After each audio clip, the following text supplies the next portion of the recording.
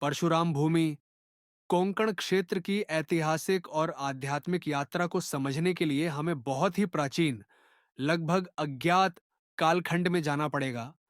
उस समय में जिसे प्रलय पूर्व काल कहा जाता है।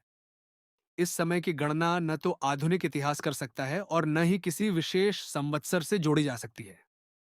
इस अज्ञात काल में एक अद्भुत और दिव्य पुरुष, एक महामानव ने इस क्षेत्र में गांवहाटी अथवा 12-5 देवताओं के संप्रदाय की स्थापना की। यह संप्रदाय न तो किसी एक व्यक्ति का मत है, न किसी शासन का आदेश। यह लोकमानस से उत्पन्न हुआ, ग्रामीण जीवन की परंपरा में रच बस गया और सामूहिक श्रद्धा से पोषित होता रहा। प्रलय के बाद भी आज जिसे हम कोंकण कहते हैं, वह भूभाग पूर्णतः जलमग्न था। समुद्र की जलधारा ने इसे अपने अधीन कर रखा था। ऐसी मान्यता है कि भगवान विष्णु के छठे अवतार परशुराम ने इस जलमग्न भूमि को समुद्र से वापस लिया। उन्होंने अपने दिव्य पराक्रम से समुद्र को पीछे हटने का आदेश दिया और समुद्र ने उतनी ही भूमि वापस कर दी जितनी परशुराम ने अपने फरसे से रेखांकित की। यह महान कार्य कृतयुग से भी पहले, अनुमानतः ईसा पूर्व 2500 वर्ष पहले संपन्न हुआ था। तभी से इस पवित्र भूभाग को परशुराम भूमि के नाम से जाना जाता है। यह विस्तृत भूभाग, जो गुजरात के कच्छ से लेकर केरल के तटों तक फैला है, सप्तकोंकण के नाम से प्रसिद्ध है।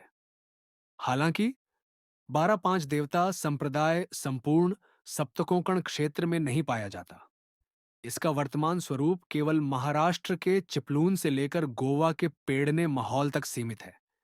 यह भौगोलिक सच्चाई इस बात की ओर इशारा करती है कि यद्यपि परशुराम ने कोंकण भूमि को समुद्र से मुक्त किया, फिर भी गांव-हाटी 12-5 संप्रदाय की स्थापना उनसे जुड़ी हुई नहीं है।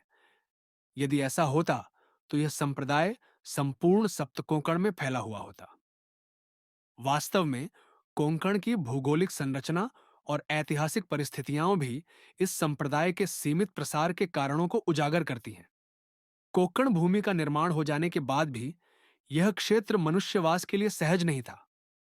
पश्चिम में अपार समुद्र और पूर्व में दंडकारण्य जैसे घने जंगलों ने इस भूमि को युगों तक मानव बस्तियों से अलग थलग रखा। यह क्षेत्र एक प्रकार से प्राकृतिक दुर्ग बन गया था। परंतु यही प्राकृतिक कठिनाइयां इसे विशेष भी बनाती हैं, क्योंकि इनसे बचकर ही द्रविड़ संस्कृति अपनी मौलिकता और गरिमा के साथ यहां सुरक्षित रह सकी। इतिहास गवाह है कि जब भारत के अन्य क्षेत्रों में विदेशी आक्रमणकारी अपनी सत्ता फैला रहे थे, तब कोंकण का यह भूभाग उनकी दृष्टि से दूर रहा। यहाँ की कठोर प्राकृतिक स्थितियां और दुर्गमता के कारण वे इस ओर आकर्षित नहीं हुए। परिणामस्वरूप कोंकण की पारंपरिक जीवन शैली, विशेष रूप से ग्राम आधारित गणतांत्रिक व्यवस्था और धार्मिक परंपराएं, समय के प्रवाह में भी अक्षुण्ण बनी रहीं। कोंकण का 12-5 संप्रदाय न केवल एक धार्मिक धारा है, बल्कि वह सामाजिक संरचना और लोक जीवन का एक अविभाज्य अंग है। राजा आए और गए, सत्ता बदली, लेकिन ग्रामीण समाज की गहराई में रचा बसा यह गणतंत्रात्मक संप्रदाय स्थिर रहा। वह न किसी शासन की मुहर से बना, न किसी राजनीतिक परिवर्तनों से टूटा। यह परंपरा, यह श्रद्धा, यह जीवन पद्धति कोंकण की आत्मा में बसी है।